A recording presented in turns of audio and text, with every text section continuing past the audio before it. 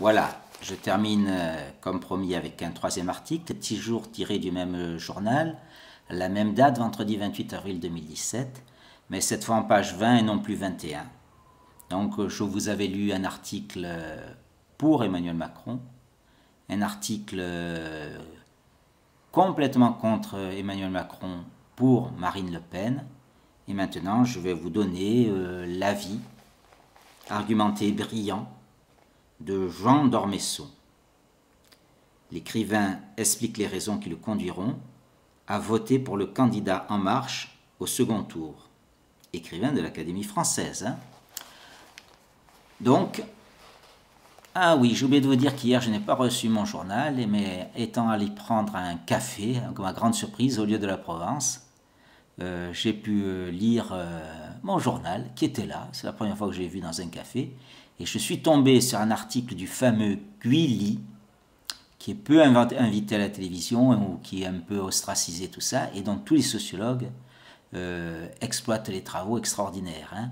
En gros, les villes assez riches appuient le système, alors que les campagnes, c'est très grossièrement résumé, alors que les campagnes vont de plus en plus mal. Voilà. Donc il prévoit pour 2022 au plus tard le Front National et peut-être pour 2017. Alors voilà, j'en reviens à mes moutons. Jean d'Ormesson, troisième article, après le pour et le contre, je voterai pour Emmanuel Macron. Une semaine après le premier tour de l'élection présidentielle, une semaine avant le second tour, les Français ne respirent pas le bonheur.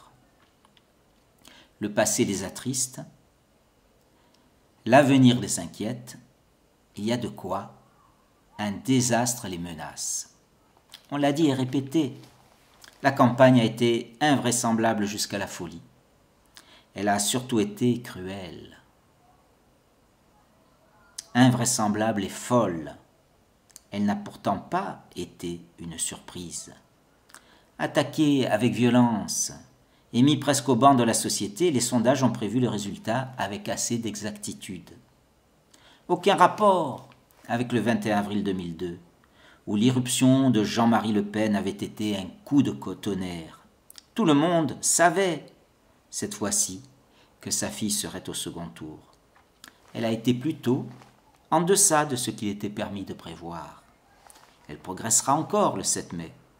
La grande, peut-être la seule, leçon du scrutin, c'est l'effondrement des deux partis de gouvernement, de droite et de gauche. Le parallèle n'est qu'apparent. Ce qui était attendu il y a encore quelques mois, c'était l'effondrement de la gauche et le triomphe de la droite. Le parti socialiste s'est effondré comme prévu. La droite a subi une amère défaite alors qu'elle espérait la victoire. Voilà longtemps déjà que les Français sont désabusés et pessimistes. Le 23 avril n'a pas dissipé les nuages. La gauche ne sait plus où donner de la tête. La droite a la gueule de bois. La gauche est un champ de ruines. La droite sort à peine d'un chemin de croix politique et moral. L'une et l'autre ont du mal à faire leur deuil et à trouver des motifs d'espérance. Le rejet, à la fois de la droite et de la gauche, constitue l'idée force d'Emmanuel Macron, qui est le grand vainqueur du 23 avril. Deux mérites ne peuvent pas être refusés à Macron. D'abord, il est un des rares, après Raymond Aron, qui ont dénoncé l'hémiplégie droite-gauche. Ensuite, il est le seul à avoir barré la route au Front National. Depuis des années, la bataille contre le Front National a été menée de façon misérable. Attaqué, vilipendé, mis à l'écart, le Front National a fini par représenter un électeur sur 4 et peut-être sur 3, sans apparaître dans les instances dirigeantes du pays. Ses partisans sont des Français comme les autres et ils méritent d'être respectés. Mais les thèmes du Front National doivent être combattus avec la dernière vigueur. À droite et à gauche, ce qui nous oppose catégoriquement au Front National, ce sont 3 points décisifs.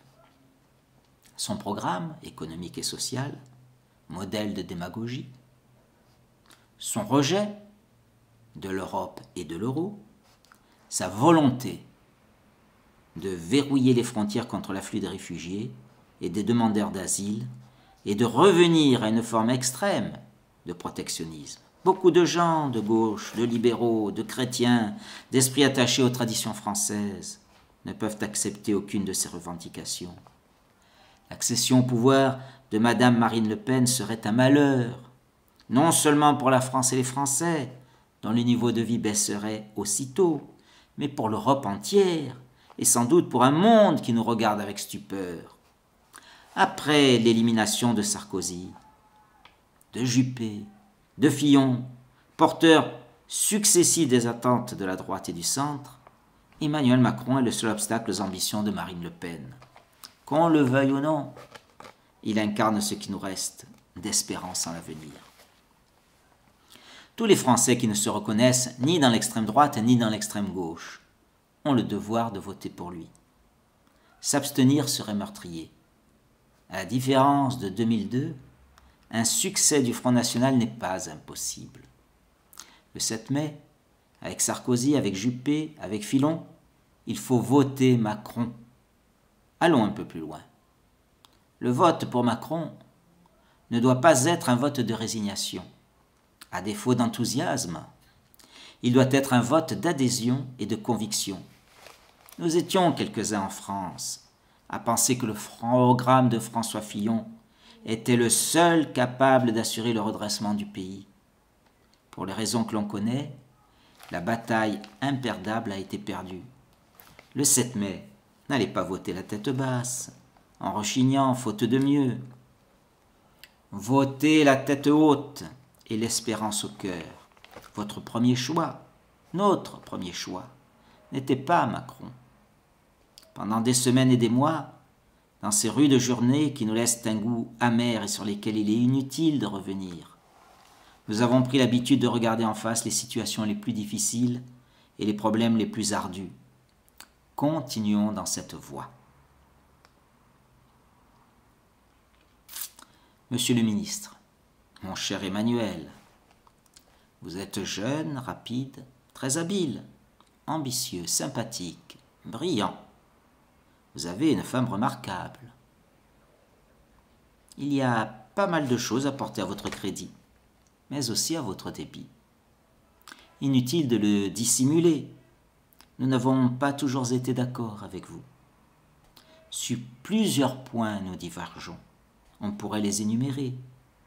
Tout le monde s'en souvient. Nous les avons tous à l'esprit. Contentons-nous de constater la plus sérieuse de ces réserves. Elle constitue un fameux paradoxe.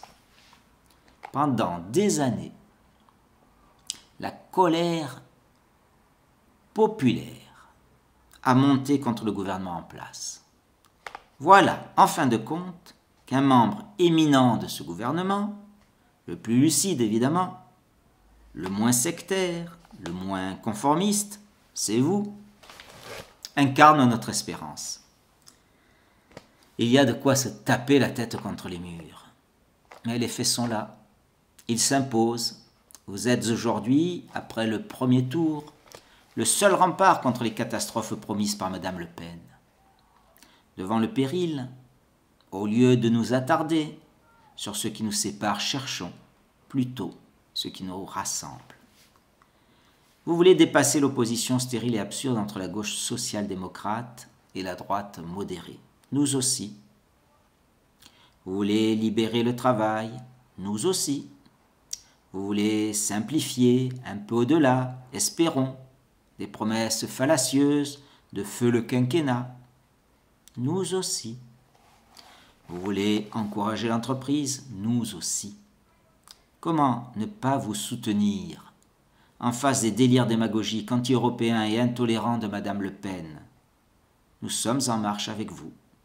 Non certes pour des raisons d'opportunisme, mais pour des raisons d'évidence, où tiennent une place décisive la volonté de rassemblement, le désir de réconciliation, l'espérance en l'avenir, et aussi, et d'abord, le reflux du cauchemar que représenterait pour le pays et pour chacun d'entre nous l'accession au pouvoir du Front National.